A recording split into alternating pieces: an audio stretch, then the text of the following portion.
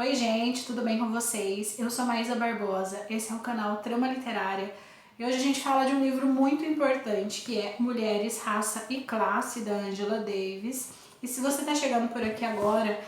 aproveita para se inscrever no canal, ativar as notificações e conferir os outros vídeos que a gente tem aqui no canal sobre feminismo, sobre crítica feminista e também vários vídeos sobre livros literários. Eu já aviso que esse vídeo vai ficar um pouco mais extenso do que ficam normalmente os vídeos aqui no canal, mas é porque a Angela Davis traz uma discussão muito articulada entre os ensaios que compõem o livro, então é importante a gente falar de todos eles para a gente conseguir fazer uma discussão profunda a respeito dos temas que Angela Davis trata em Mulheres, Raça e Classe. Bom, como o título já indica pra gente, ela vai tratar desse cruzamento, desse atravessamento entre esses três temas centrais que estão abordados no livro, que é a questão das mulheres, a questão do feminismo e como que isso se relaciona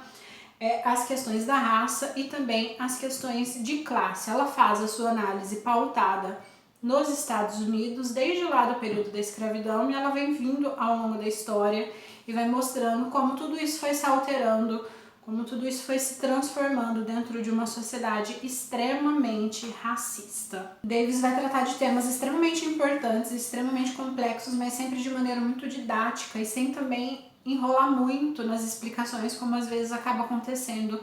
em alguns livros feministas. Davis é filósofa, professora, ícone na luta pelos direitos civis e foi presa na década de 70,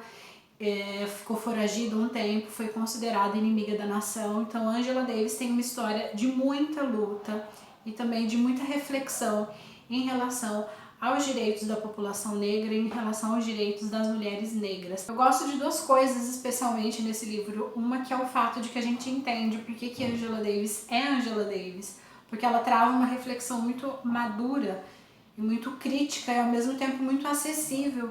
em relação a temas muito delicados. E eu gosto do fato de que ela vai referenciando tudo que ela diz, a gente vai percebendo que ela tem uma preocupação com isso, de deixar evidente de onde vem a sua fala, de onde vem o seu argumento, a partir do que é construído o seu pensamento, e mesmo as questões que ela traz para criticar, ela traz também trazendo referência e mostrando de onde que vem aquele pensamento. Outra coisa que eu gosto muito em Mulheres, Raça e Classe é o quanto o livro nos coloca para pensar acerca de temas que são aparentemente muito certos dentro do feminismo, ou ainda o quanto o feminismo ele se pauta na vida das mulheres brancas, das mulheres e dos homens brancos para definir certos conceitos. Então, por exemplo, o conceito de feminilidade, que é muito combatido e muito criticado dentro das discussões feministas e também tido como muito certo. Parece que toda mulher é fruto de uma feminilidade, todo homem ele é fruto de uma determinada masculinidade. E quando a gente vai ver em Mulheres, Raça e Classe, para as mulheres negras, as relações ou as construções da feminilidade nem sempre foram acessíveis ou nem sempre foram permitidas para essas mulheres a partir da escravidão. Então, a partir do momento que o povo negro foi escravizado, as mulheres elas não tinham um tratamento diferenciado por ser mulher. Elas não eram cerceadas dentro do espaço doméstico, por exemplo, mesmo que com a desculpa da proteção, mas elas não eram cerceadas dentro do espaço doméstico. Ela era força de trabalho e, sendo força de trabalho, ela precisava ir para as lavouras, ela precisava trabalhar e produzir assim como os homens produziam. Então a gente vai percebendo ao longo do livro o quanto que o feminismo ele se pauta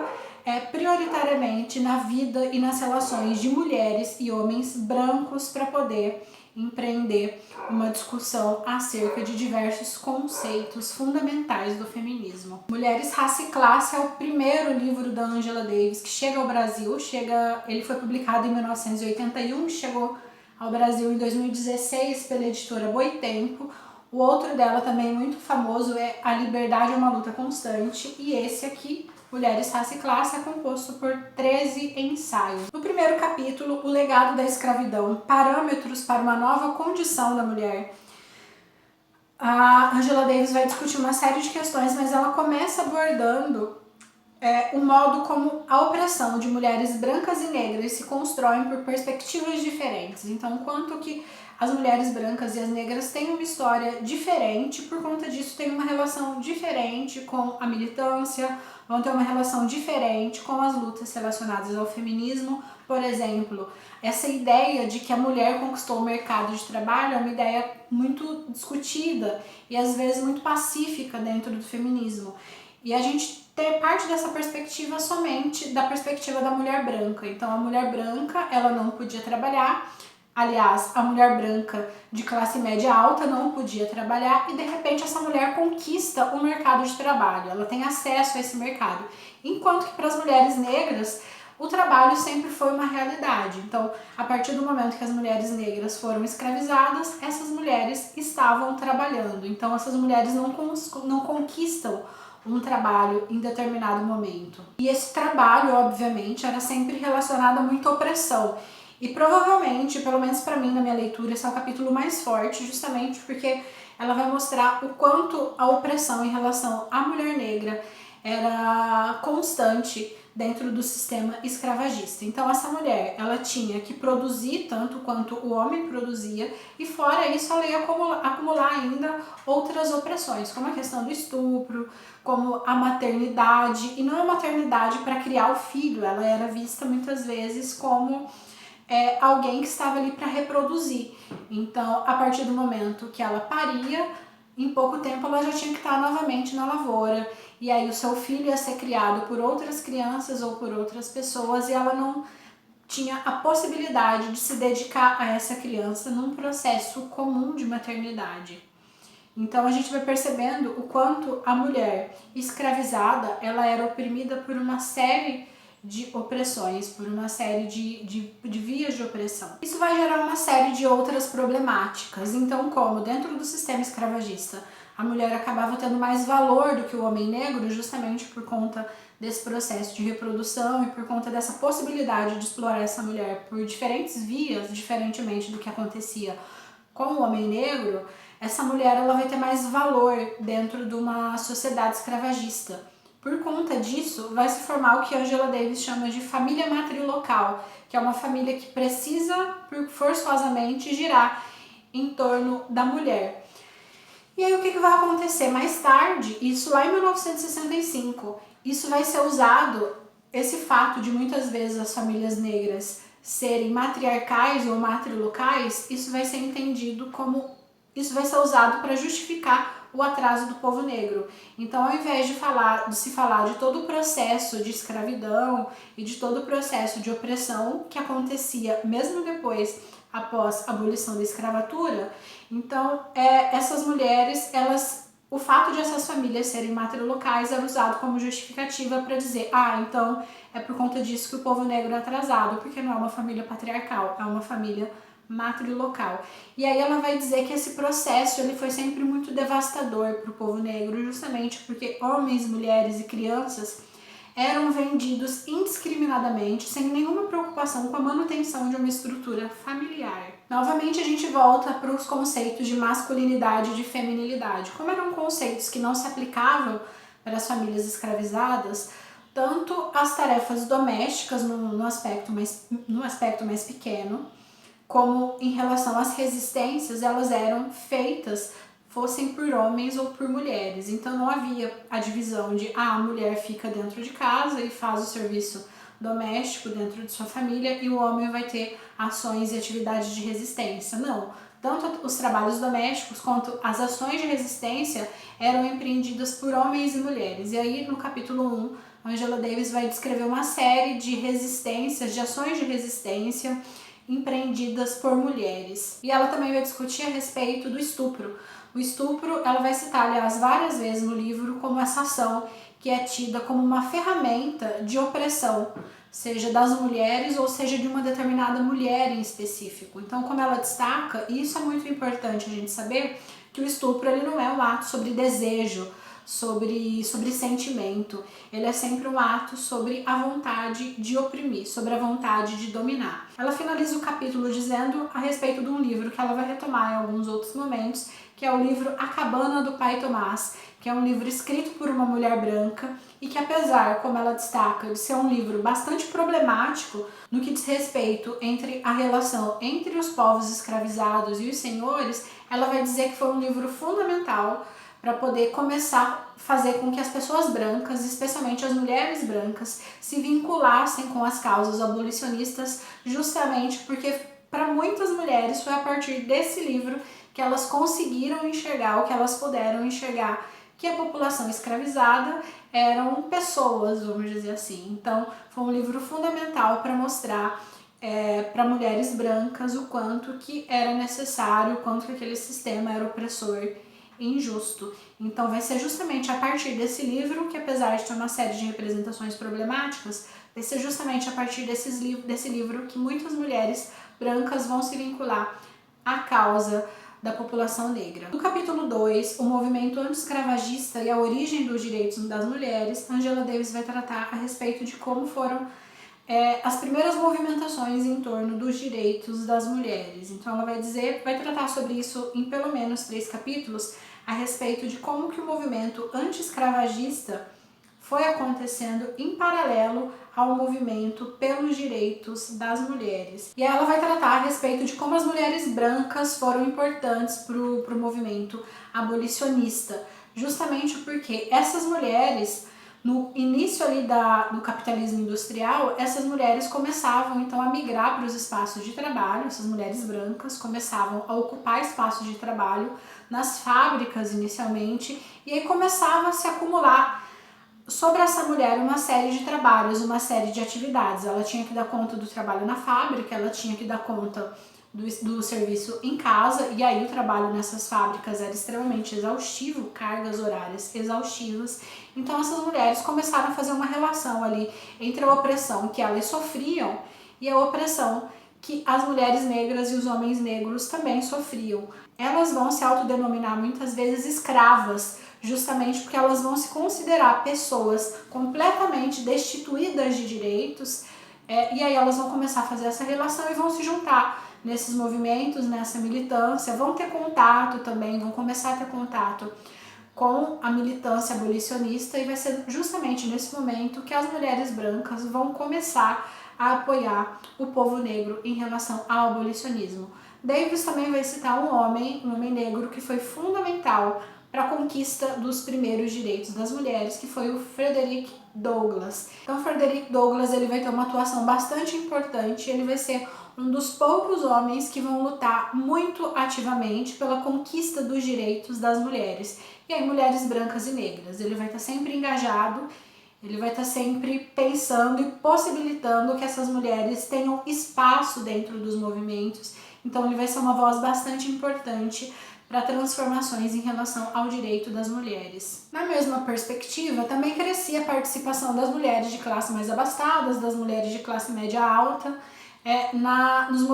nos chamados movimentos reformistas. Então, com o crescimento do capitalismo industrial, essas mulheres elas iam perdendo o valor que elas tinham anteriormente dentro do espaço doméstico, ficavam com espaço de tempo livre, então por conta disso elas acabavam se engajando em diversas lutas, entre elas a luta pelo abolicionismo,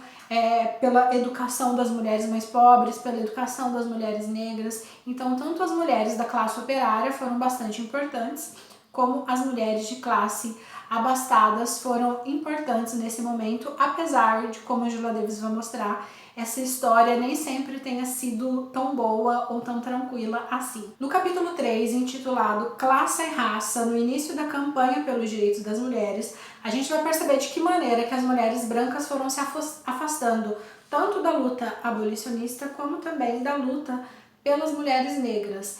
E especialmente a partir do momento que essas mulheres iniciam mais incisivamente a luta pelo sufrágio feminino, a gente vai perceber o quanto essas feministas brancas vão se afastando e vão deixando de tratar também das causas e das questões e das lutas das mulheres negras. Então a gente vai ter aí duas feministas muito famosas chamadas Lucretia Mott e Elizabeth Stanton, que vão ser abolicionistas logo ali quando começa a se tratar sobre ela. Elas são duas abolicionistas e elas começam a lutar pelas mulheres justamente a partir do momento que elas começam a perceber que dentro dos movimentos abolicionistas, os homens, especialmente os homens brancos, não deixam elas falarem, não dão um espaço para elas. Então, revoltadas com essas primeiras negativas em relação à participação das mulheres dentro dos espaços pela luta anti-escravagistas, essas duas mulheres vão começar então a iniciar um movimento organizado por elas próprias. Ironicamente, elas vão ser muito apoiadas por um homem negro, que é o Frederick Douglass, um abolicionista muito importante, e ele vai apoiar incondicionalmente a luta das mulheres, inclusive a luta das mulheres pelo sufrágio, isso lá em 1840, 1850. Ele usa, inclusive, um espaço dele no jornal para publicar um texto muito importante acerca da importância e da necessidade de emancipação das mulheres. Em paralelo, crescia a movimentação das mulheres pelos direitos das mulheres trabalhadoras, das operárias, mas essas mulheres elas não tinham tanta preocupação, não tinham tanto empenho na luta pelo sufrágio, justamente porque elas estavam preocupadas com questões mais imediatas, como a carga horária exaustiva de trabalho, elas trabalhavam de 14 a 16 horas muitas vezes, as condições de trabalho, aspectos relacionados à saúde. Então elas estavam preocupadas com causas muito mais imediatas e por conta disso nem sempre se engajavam como Stendhal e Mott desejavam na luta pelo sufrágio feminino. A partir do momento que as duas e outras mulheres da alta classe vão perceber essa diferença, elas vão deixar de lutar tão incisivamente pela causa das mulheres negras e mesmo pela causa das mulheres operárias e vão começar a empreender uma luta meio que independente pelo sufrágio feminino. Em 1851 vai acontecer um evento muito importante, que é a primeira Convenção Nacional pelos Direitos das Mulheres, que vai ser o primeiro momento então que essas mulheres vão tratar publicamente das suas reivindicações e para um público amplo, e vai ter vários homens presentes na plateia e eles vão ridicularizar, vão tirar sarro, vão vaiar, enfim, essas mulheres vão ser rechaçadas nessa sua primeira grande organização e vai ter uma mulher negra que vai se levantar para defender, como diz Angela Davis, as suas irmãs brancas. Ela não estava ali convidada, ela estava presente na plateia e ela nem sempre era bem recebida pelas feministas brancas, mas mesmo assim ela se levanta e é a única ali dentro daquele espaço com um discurso articulado, com poder de fala, que vai fazer com que todo mundo ali na plateia silencie e pare para escutar a Sojourner Truth, que é essa figura tão importante, essa figura tão engajada na luta pelo povo negro. E aí ela vai proferir um discurso muito importante, justamente porque vai mandar um recado não somente para os homens que estavam ridicularizando as mulheres brancas, mas vai ser um recado que ela vai acabar dando para as próprias mulheres que não aceitavam lideranças negras nos movimentos. Ela vai dizer em determinado momento: sei que vocês sentem comichões e vontade de vaiar quando vem uma mulher de cor se levantar e falar a respeito de coisas e dos direitos das mulheres. Nós somos tão rebaixadas que ninguém pensou que iríamos nos levantar novamente, mas já fomos pisadas por tempo demais. Vamos nos reerguer e agora eu estou aqui. Então essa primeira inserção, essa primeira intromissão da Sojourner no evento organizado e planejado para as mulheres brancas vai ser bem recebido, não por todas, mas a partir daí, quando ela vai tentar se engajar na luta pelos direitos das mulheres, ela vai notar que as suas irmãs brancas não estão tão dispostas a recebê-la, assim como ela quer participar e contribuir com os movimentos. No capítulo 4, intitulado Racismo no Movimento Sufragista Feminino, a gente vai perceber o quanto o racismo ele estava se tornando evidente na fala das mulheres brancas, nos textos que essas feministas brancas publicavam e como elas abandonaram então de vez a luta pelo abolicionismo e a luta também pelas mulheres negras. E aí Lucretia Mott e Stendhal vão ser figuras muito importantes ainda da luta pelo sufrágio feminino. E elas vão se mostrar agora como mulheres extremamente racistas. Então essas mulheres que antes participavam do movimento abolicionistas, agora vão se mostrar como mulheres com ideais, com ideologias extremamente racistas. Justamente porque, em paralelo que cresce a discussão da luta pelo sufrágio feminino, também vai crescer a luta pelo sufrágio do homem negro. E aí essas mulheres vão se mostrar contra, inclusive, o direito do voto ao homem negro, justamente porque elas acreditam, elas vão defender publicamente a ideia de que se homens negros começarem a votar, esses homens terão mais valor do que elas mulheres. Então é como se o homem negro, a partir do momento que ele tiver o direito ao voto, não se altera nada dentro da sociedade, porque ele é homem, então ele vai reproduzir os mesmos ideais dos homens brancos, mas a única alteração possível é se as mulheres conseguirem o direito ao voto. Então, a grande problemática ou a grande manifestação do racismo de Stendhal, principalmente, vai se relacionar ao fato de que ela vai defender publicamente a ideia de que ela não quer que homens negros votem, ou pelo menos não antes delas, mulheres, porque senão esses homens vão estar acima dessas mulheres. Todas essas disputas vão se acentuar durante a Guerra Civil, quando tudo isso ainda está em debate, mas durante a Guerra Civil vai ter a disputa entre os Estados Confederados e entre o Partido Republicano, e as mulheres brancas vão então apoiar o Partido Republicano contra a população negra, justamente porque elas acreditam que se elas apoiarem o Partido Republicano, elas vão ter uma recompensa depois, que é o voto, então elas vão apoiar incisivamente o Partido Republicano na luta aí contra a população negra. O que acontece? O Partido Republicano vence a Guerra Civil, mas depois, em nenhum momento, eles acenam para esse direito das mulheres em relação ao voto. Então as mulheres vão se sentir traídas, como se elas tivessem apoiado um movimento, esperando uma determinada recompensa, mas uma recompensa também que nunca foi prometida de fato. No capítulo 5, intitulado Significado da Emancipação para as Mulheres Negras, Davis vai discutir o fato de que, começar discutindo, aliás, o fato de que mesmo após 50 anos após o fim da escravidão, que aconteceu em 1863, ela vai mostrar que a situação das mulheres negras não tinha se mudado, não tinha se transformado significativamente. Então ela vai dizer, começar a mostrar a maneira por meio da qual a população negra ainda sofria uma opressão extremamente violenta. Começa pelo fato dos subempregos, então as mulheres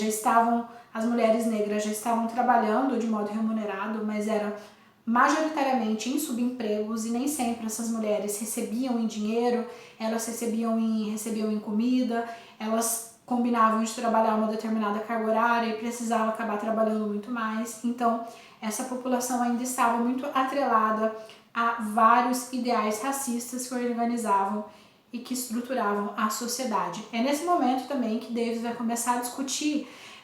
a questão do sistema prisional. Então ela vai dizer que a população negra era presa por qualquer coisa, por qualquer motivo extremamente banal, e aí dentro das prisões elas acabavam precisar trabalhando, e aí esses trabalhos também aconteciam em condição subhumana. Eles trabalhavam em serviços extremamente precários, amarrados uns nos outros muitas vezes, trabalhavam muito tempo, muitas horas do dia, e muitos negros acabavam morrendo durante o trabalho por conta da exaustão. O abuso sexual era uma constante na vida das mulheres negras, porque elas iam trabalhar na casa de pessoas brancas, e isso majoritariamente no sul. Elas iam trabalhar na casa de pessoas brancas e aí sofriam abuso por parte dos patrões, e aí qualquer mulher que se negasse a ter relações com o seu patrão precisava sofrer a violência que podia decorrer dessa sua negativa. Foi somente em 1919 que a Associação Nacional das Mulheres de Cor conseguiu colocar aí uma reivindicação formal a respeito dessas opressões que as mulheres estavam sofrendo nas suas relações de trabalho, das opressões que as mulheres sofriam dentro dos espaços de trabalho, na casa das pessoas brancas, e vai surgir daí o mito da mulher promíscua. Então é como se esse homem avançasse e essa mulher cedesse, ou como ainda se essa mulher provocasse esse homem branco. Então, novamente, Angela Davis vai mostrar que o estupro é uma ferramenta de dominação, ele não é uma manifestação de um desejo. Essa situação em relação à opressão da mulher negra nos espaços de trabalho começa a se alterar somente durante a Segunda Guerra Mundial, quando é necessário de mulheres para manter a máquina funcionando, para poder manter as indústrias e as fábricas funcionando. Então essas mulheres negras vão começar a trabalhar mais nas fábricas e nas indústrias e vão ter aí uma pequena melhoria, uma pequena alteração nesse seu cenário de opressão. No capítulo 6, intitulado Educação e Libertação, a perspectiva das mulheres negras, vai ser o capítulo que Angela Davis vai tratar a respeito de como a educação que acontecia em espaços informais e em espaços clandestinos foi fundamental para a alteração da vivência e das violências em relação ao povo negro. Então ela vai mostrar que abria-se muitas vezes escolas de modo completamente clandestino. Ela vai usar novamente o exemplo do Frederick Douglass, que estudava clandestinamente. E é justamente a partir do momento que homens e mulheres negras começam a estudar, ainda que clandestinamente, que as coisas vão começar a se transformar, porque aí essa população que já tinha um determinado acesso ao estudo começava a engajar e começava a levantar a voz e começava a questionar toda essa opressão que acontecia. Nesse momento, Angela Davis vai trazer novamente a relação entre mulheres brancas e mulheres negras, e ela vai dizer que se havia, dentro dessas relações entre mulheres, uma certa aproximação ou uma certa valorização por parte da luta das pessoas negras por mulheres brancas, era justamente no espaço da educação. Então ela vai citar o exemplo de várias mulheres, várias professoras brancas que engajavam realmente na luta, inclusive correndo riscos de serem presas. Aliás,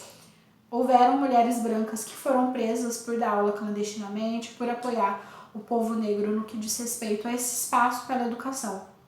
Então ela vai mostrar então que se houve um espaço de proximidade, se houve um espaço que as mulheres brancas se voltaram realmente para a luta do povo negro, foram as mulheres vinculadas à educação. No capítulo 7, intitulado O Sufrágio Feminino na Virada do Século, a crescente influência do racismo, Davis vai discutir dois aspectos bastante importantes, que é a verdadeira ruptura entre as sufragistas brancas e negras, e também ela vai discutir a respeito de como se fundou, de como se construiu o que se chama de racismo moderno. Então ela vai dizer que, novamente, as mulheres negras não encontram apoio das mulheres brancas, nem na luta pelo sufrágio, nem nas lutas contra o racismo. E ela vai dizer que nesse momento, no final do século XIX, o racismo ele volta a crescer com muita força nos Estados Unidos, tanto que vai começar uma onda de violência muito intensa contra a população negra, e as sufragistas, as feministas brancas não se manifestam em relação a isso.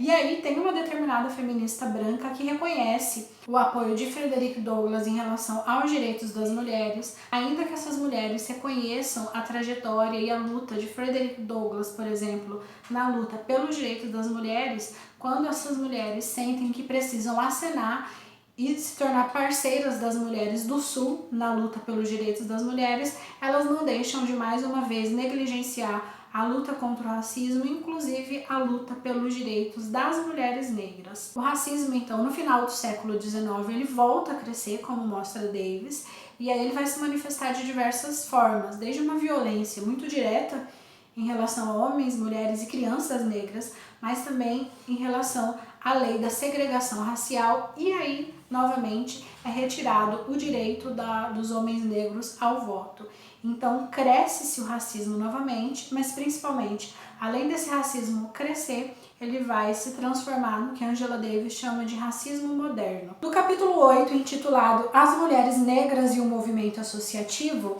Davis vai tratar a respeito de como as mulheres negras estavam se organizando na militância, nos movimentos associativos, e especialmente como isso começava a acontecer a partir da dificuldade dessas mulheres negras encontrarem apoio nos movimentos associativos liderados por mulheres brancas. Ela cita o exemplo de uma mulher negra chamada Josephine Ruffin, que havia sido permitida participar da Federação Geral das Gremiações das Mulheres, caso ela se dispusesse a ir representando as mulheres, mas a partir do momento que ela insiste em ir representando as mulheres negras, a sua participação é negada. E aí também vai se defender declaradamente a necessidade de manter mulheres brancas e negras em espaços diferentes. Inclusive, um determinado jornal vai publicar uma história fictícia a respeito de mulheres negras e brancas que estavam dentro do mesmo movimento associativo, e aí por conta disso os filhos dessas mulheres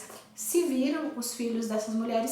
e aí se apaixonaram. E aí para essas mulheres brancas é um grande terror, é um grande absurdo a possibilidade de uma filha se relacionar com o filho de uma mulher negra. A partir daí, então, as mulheres negras vão começar a organizar seus próprios movimentos associativos, justamente porque as mulheres negras vão ter como uma das suas pautas principais a questão do racismo. Enquanto que a causa das mulheres brancas era majoritariamente a questão da desigualdade sexual, a questão do sexismo, para as mulheres negras, o racismo ele era uma questão central justamente porque eles eram sentidos também pelas mulheres negras que já tinham alçado uma certa posição social. É o caso, por exemplo, de Josephine Ruffin, que mesmo que fosse uma mulher já estudada, já com certa condição financeira, o racismo ainda era muito presente na vida dela, até porque ela era impedida de participar de reuniões, de grupos associativos, por parte das mulheres brancas. Então, a partir desse momento, dessa exclusão das mulheres negras por parte de mulheres brancas dos movimentos associativos, que as mulheres negras vão perceber a necessidade de elas próprias fundarem seus próprios movimentos associativos. No capítulo 9, intitulado Mulheres Trabalhadoras, Mulheres Negras e a História do Movimento Sufragista, Angela Davis começa tratando a respeito do modo como mulheres negras e brancas lidam diferente, sempre lidaram diferente com a questão do sufrágio, com a questão do voto. Ela começa mostrando que no final do século XIX as mulheres elas eram maioria dentro do espaço das fábricas, dentro do espaço das indústrias, mas quando se tratava dos movimentos operários, percebia-se muito nitidamente a supremacia masculina e, logicamente, percebia-se a supremacia masculina branca. Então, as mulheres brancas começaram a organizar movimentos operários próprios a partir dessa dificuldade delas de levantar pautas dentro dos movimentos operários, que era sempre liderado por figuras masculinas. Dentro desse processo, as mulheres brancas vão acabar se aproximando da luta sindical liderada por pessoas negras e elas vão perceber uma coisa que é muito evidente: o espaço que as mulheres negras tinham dentro desses espaços sindicais, o que não acontecia em espaços sindicais liderados por pessoas brancas. Apesar disso tudo, elas não vão reconhecer essa diferença no modo como homens brancos e negros lidavam com a participação das mulheres nos movimentos sindicais, e elas vão meio que deixar de privilegiar a luta sindical e vão privilegiar novamente a luta pelos direitos das mulheres. Novamente, as mulheres negras vão se perceber invisíveis dentro do movimento pelo sufrágio e então vão se organizar de modo independente em relação às mulheres brancas. E apesar das mulheres terem contato com essas líderes sindicais negras e perceberem o quanto as mulheres negras eram organizadas em sua luta, além de não reconhecer essa organização, essas mulheres dificilmente reconheciam a necessidade e a urgência das pautas levantadas pelas mulheres negras. Então, novamente, essas mulheres negras estavam muitas vezes preocupadas com questões mais imediatas, com a questão do racismo, da desigualdade salarial, das péssimas condições de trabalho, enquanto que a pauta central levantada pelos sindicalistas brancas era em relação ao sufrágio.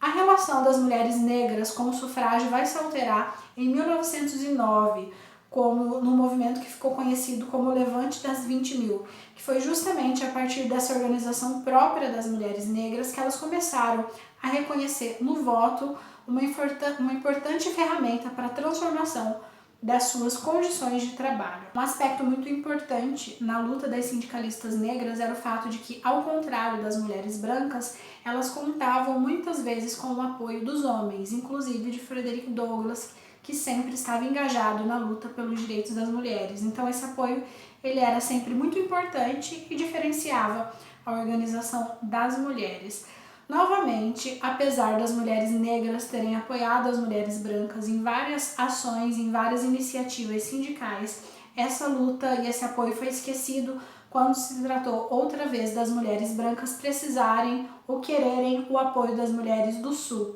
Então, a partir do momento que elas desejavam esse apoio de outras mulheres brancas do Sul, que é esse lugar que sempre foi mais violento com a população negra, o apoio delas em relação às mulheres negras que estavam trabalhando nas fábricas acabava por ser deixado de lado. Quando a mulher vai conseguir o direito ao voto,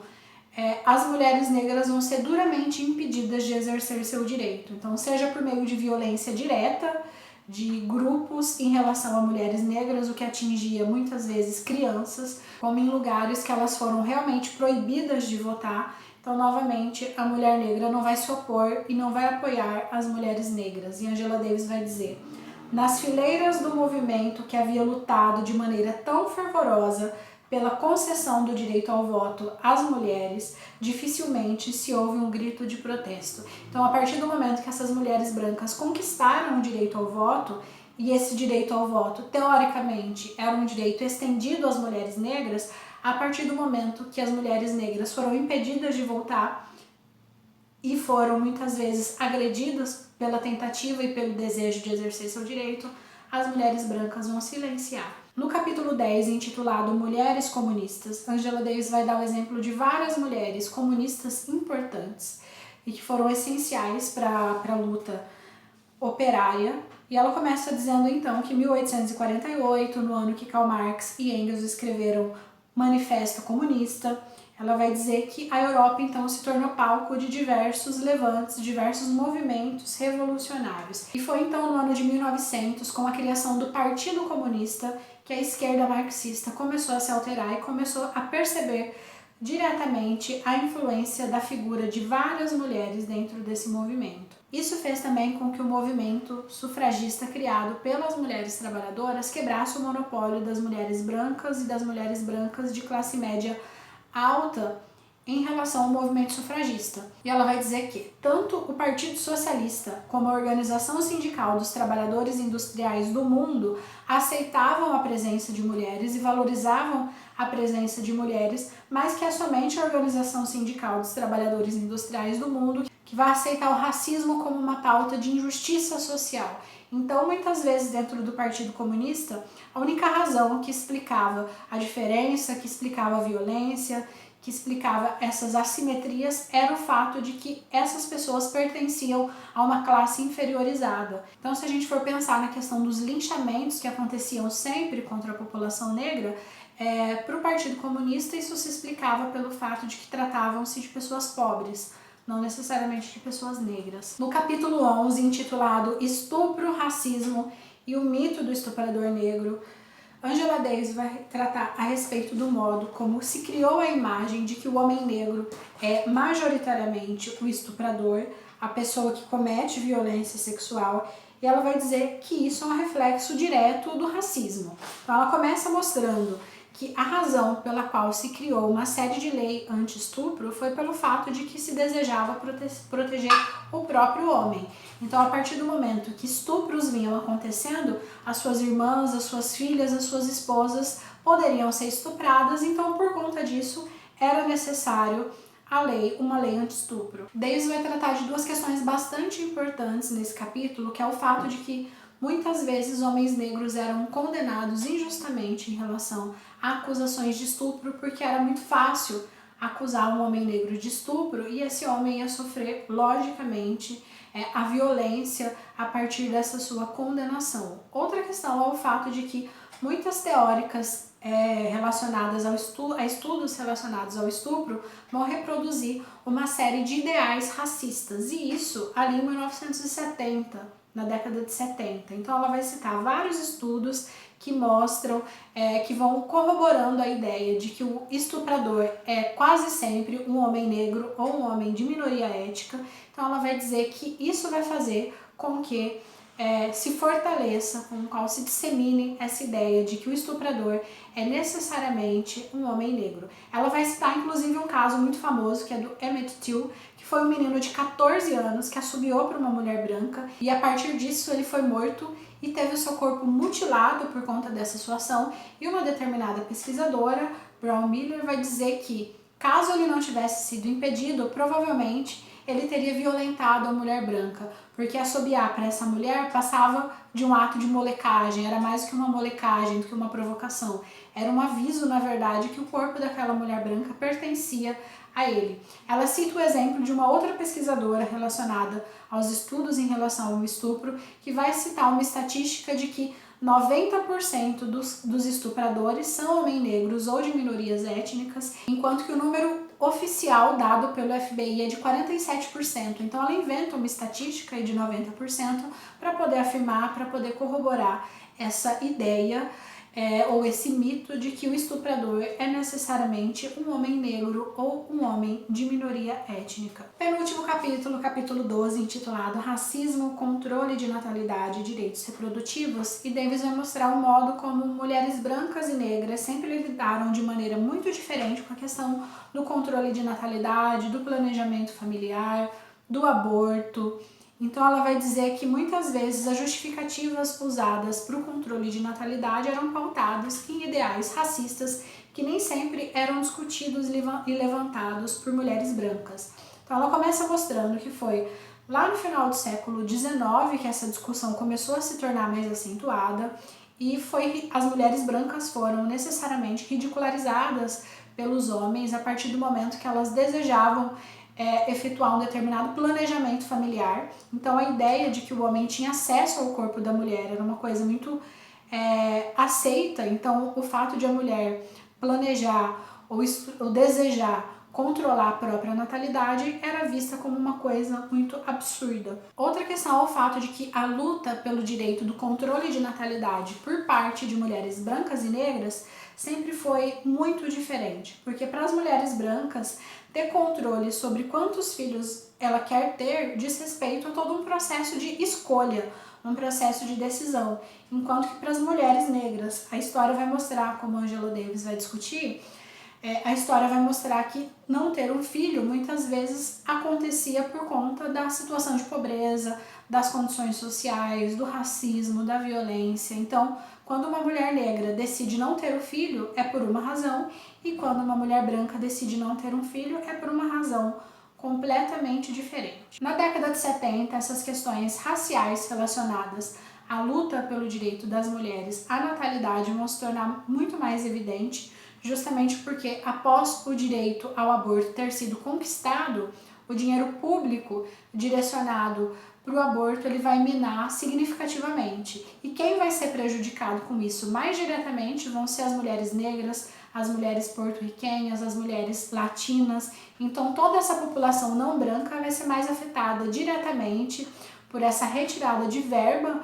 para o aborto e, em contraposição, vai crescer significativamente o estímulo para que essas mulheres se esterilizassem permanentemente. A situação vai se mostrar ainda mais séria quando vai aparecer uma série de denúncias em relação à esterilização involuntária. Então, essas mulheres dessas minorias étnicas procuravam um médico por uma determinada razão e, chegando lá, ela acabava sofrendo uma esterilização involuntária. Davis vai dizer que na década 24% de todas as mulheres indígenas em idade reprodutiva haviam sido esterilizadas e, obviamente, esterilizadas involuntariamente. Outra vez, como a conquista do aborto era uma coisa tão importante para as mulheres brancas, que novamente elas não aceitavam as reivindicações das mulheres negras, não apoiavam a luta das mulheres negras no que diz respeito à esterilização involuntária. Elas vão silenciar em relação a isso, porque a conquista do direito ao aborto vai ser muito importante para as mulheres brancas e aí por conta disso elas acabam não apoiando a luta das mulheres negras. O último capítulo, intitulado A Obsolência das Tarefas Domésticas, se aproxima uma perspectiva da classe trabalhadora. Neste capítulo, Angela Davis vai tratar em relação a como a relação de homens e mulheres com o trabalho doméstico está se alterando e por conta de toda essa transformação está acontecendo de um modo muito presente, há perspectivas muito diferentes em relação a isso. Mas ela começa discutindo o fato de que o trabalho doméstico vai consumir das mulheres em média de 3 a 4 mil horas de uma dona de casa e isso vai crescer sobremaneira quando você acrescentar os trabalhos relacionados à maternidade. Ela vai discutir o fato de que tudo hoje perpassa por uma economia industrial, ou seja, tudo está dentro dessa lógica capitalista, mas quando a gente fala do trabalho doméstico, isso acontece de modo muito mais tímido. Então, se a gente for pensar, por exemplo, numa família que considera juntas a importância de trabalhar menos em relação ao trabalho doméstico, e aí essa família contrata uma equipe especializada para ir na casa, limpar essa casa e voltar e deixar e colocar esse trabalho doméstico dentro de uma lógica capitalista, ela vai dizer que isso acaba não acontecendo, ao contrário do que acontece em todos os outros setores, porque o trabalho doméstico ele é, sem dúvida, uma ferramenta de manutenção da mulher dentro do espaço doméstico. Outra problemática que Davis acaba tratando quando ela fala do trabalho doméstico é o fato de que a gente sempre discute isso pautado na estrutura familiar branca, justamente porque a mulher negra ela nunca teve esse privilégio de trabalhar somente no espaço doméstico. Ela sempre trabalhou no espaço fora da casa e trabalhou dentro do espaço doméstico também. Então, quando a gente discute isso, quando a gente discute essas relações de trabalho, a gente precisa ter consciência que a gente está discutindo majoritariamente a partir da perspectiva de famílias brancas. Até porque, quando a gente vai analisar o trabalho doméstico, além do sexismo, a gente precisa pensar sempre também na questão do racismo. Porque enquanto a mulher branca luta para se desvincular dos trabalhos domésticos, quando a gente fala da vivência da mulher negra, essa mulher negra sempre precisou lidar com os afazeres da própria casa, mas ela também precisou lidar com os afazeres da casa da mulher branca. Bom, essa foi a nossa discussão de Mulheres, Raça e Classe, de Angela Davis. O vídeo ficou enorme, mas é um livro extremamente importante, é um dos livros mais importantes que eu li esse ano e que ajuda a gente a enxergar o feminismo por uma outra perspectiva e ajuda a gente a perceber o quanto é importante atravessar qualquer discussão feminista com a questão da raça e com a questão da classe. Eu vou deixar aqui na descrição um link para a parte escrita desse vídeo. Eu fiz um resumo bem extenso aí do livro de Angela Davis, então caso você queira ter acesso a essas discussões escritas, eu vou deixar aqui o link para vocês. Não se esqueçam de se inscrever no canal, de ativar as notificações, de indicar o vídeo para os seus amigos. Até mais!